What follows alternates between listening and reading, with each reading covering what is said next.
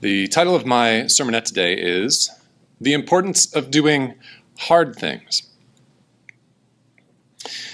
And I will share a little bit of information to you. In the late 1980s and 1990s, a psychology researcher named Carol Dweck conducted psychological studies on the motivation and beliefs associated with learning, which became the foundation of what we know today as a growth mindset. And simplifying, but in a powerful way, there are three main characteristics of what a growth mindset consists of. Well, the first is that people with a growth mindset believe, quite simply, that people have the ability to change. That is, their abilities are not fixed. Now, we can think of the I can't kind of statements or I am kind of statements. For example, a fixed mindset belief would say something like, I'm not a great reader, so I don't really have to study the Bible. It doesn't really work for me. Or, I'm not very good at social interactions, so I'm not going to dedicate my time to fellowship with others. A fixed mindset can also take the shape of positive evaluations, such as, I am righteous, I'm a good Christian. These are identity types of statements. Even though these positive evaluations are good identity labels, seemingly motivating, they can have the effect of limiting us. When we have a fixed way of seeing ourselves and what our identity consists of, we don't consider the possibilities of anything beyond what we're comfortable with. This is our comfort zone. If I think to myself I'm not a good reader, I won't take the time to work at reading. If I think I'm not a person who's very good at social interactions, I'm not going to work at social interactions. Growth doesn't happen there. The second characteristic of people with a growth mindset is that they believe that effort is important, much more than identity labels. They believe in practice that putting work into something challenging is more valuable than having achieved a status or an outcome or a label associated with your identity. It is more valuable to have worked hard to overcome sin than it is to be righteous and to have that label. The third characteristic of people with a growth mindset is that they believe that adversity, trial, is an opportunity to grow. Not something to be avoided, but something to dive into, and with excitement and willingness instead of avoiding it. People with a growth mindset know that improving is an endless and valuable pursuit that requires facing challenges. And it's only possible by getting out of their comfort zone and struggling with the unknown. Those are the three characteristics. Now, these, in studies that compare behavior of people with a fixed mindset with those with a growth mindset, we see some interesting differences. People with a fixed mindset tend to choose activities that validate their identities. Think of the Pharisees, for example, who had an identity of being righteous. They chose to do actions which validated that outward appearance, that made them look righteous outwardly. Jesus Christ pointed out to them that they were being hypocritical. They were not actually working to overcome sin. They also did not make improvements because, people with a fixed mindset do not, since they are not putting work into overcoming something, facing a challenge, they don't actually make improvements by doing hard things. Whereas people with a growth mindset tend to willingly do harder things because they value effort. They know that the only way to improve is to get out of their comfort zone and put work into it. These are the ones who perform better because they take calculated risks unafraid of struggle, unafraid of failure, knowing that they can and must grow through their efforts. I find it interesting that this field of psychology has emerged in the past few decades, but brethren, it has been in the Bible for thousands of years. We know as Christians that in order to succeed, we need to have what I've described as a growth mindset. We apply this every day in repentance. And today I want to talk about that aspect of doing hard things. Let's go over to James 1 and read verses 2 through 5. James 1 and verse 2 talks about hard things. My brethren, count it all joy when you fall into various trials. There's the hard thing. What's the benefit? Knowing that the testing of your faith produces patience. But let patience have its perfect work, that you may be perfect and complete, lacking nothing. If any of you lacks wisdom, let him ask of God, who gives to all liberally and without reproach, and it will be given to him. This is the Bible telling us to have a growth mindset. Dive into those hard things.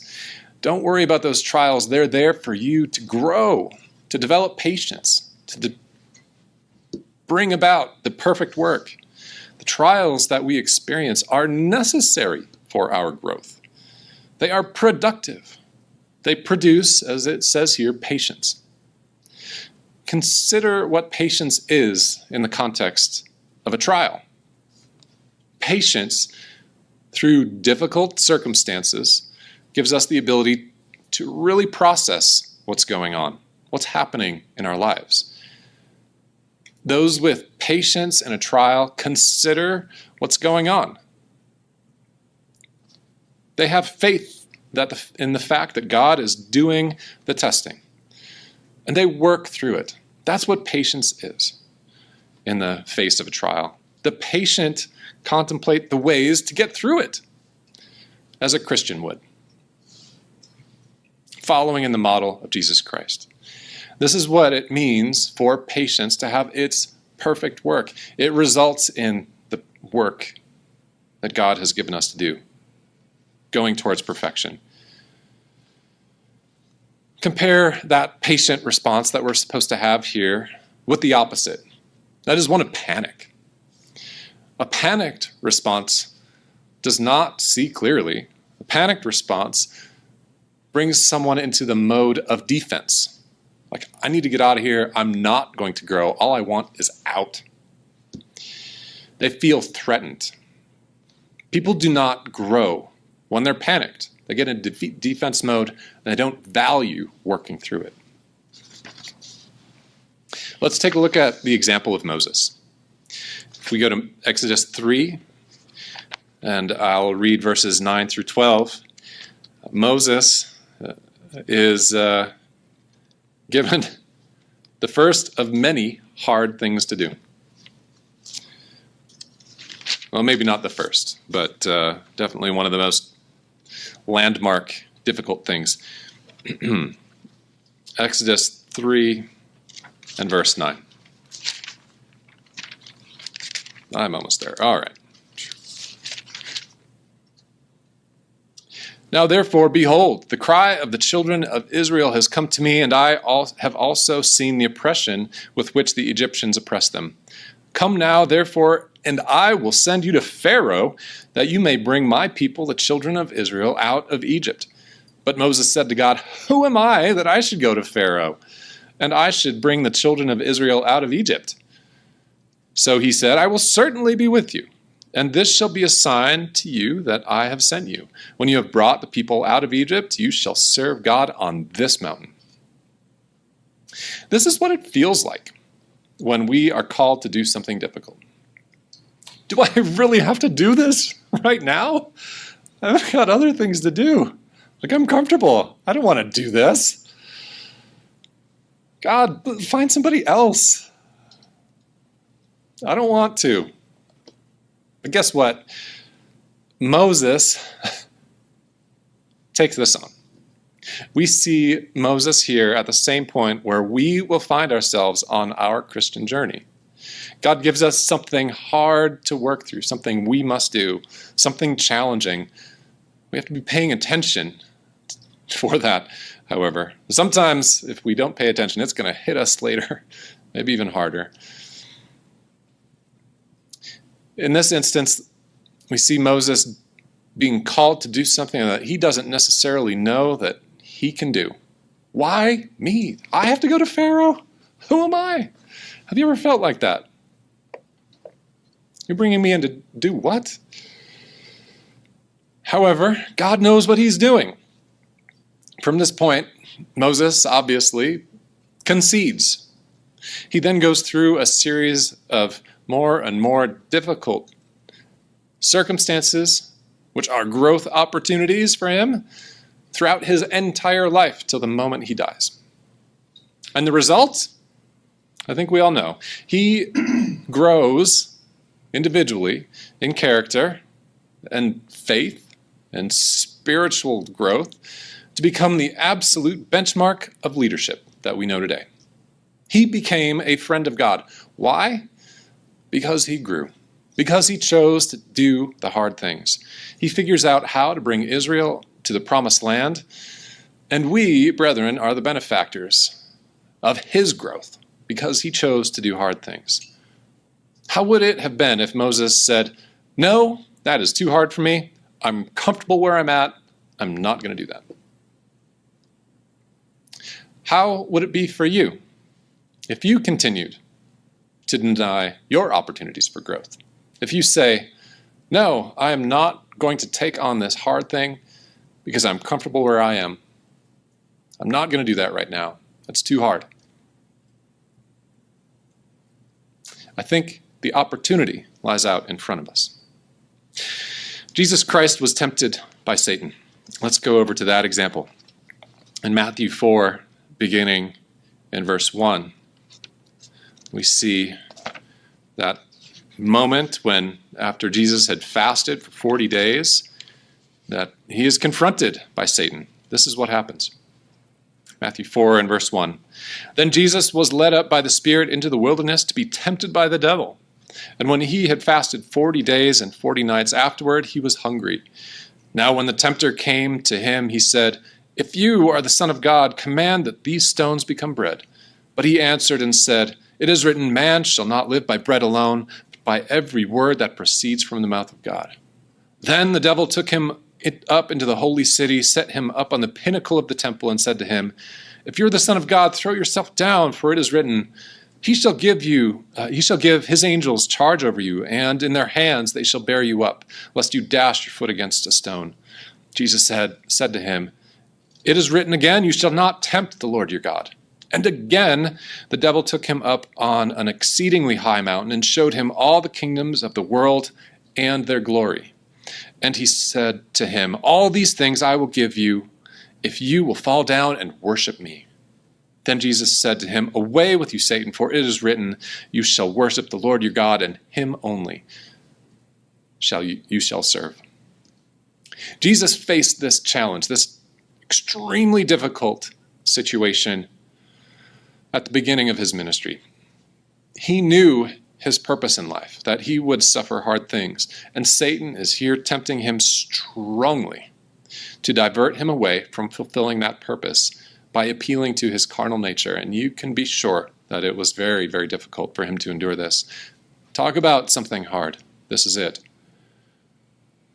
He would face many more hard things, such as willingly being beaten and killed for our sake. He knew what he was getting into, but he did not say, "It's too much for me, it's too hard, I'm going to run away and hide somewhere." He said, "I'm going to do this because I have to." Like Jesus, we must take our challenges with patience and faith, knowing that by overcoming, we will grow. In John 16:33, we read the conclusion of the matter as he is encouraging his disciples. John 16:33, "These things I have spoken to you, that in me you may have peace. In the world you will have tribulation," or opportunities for growth. But be of good cheer, I have overcome the world. The hard things that Jesus Christ produced, the hard things that he did, produced so much growth in him that he accomplished the most important achievement in the history of man. He overcame the world. He won. This only happened because he volunteered to do the most difficult and hardest thing that anyone could do. We will have trials in our lives, but we can be encouraged that it serves the purpose of our growth, so that just as Jesus Christ did, we too can overcome.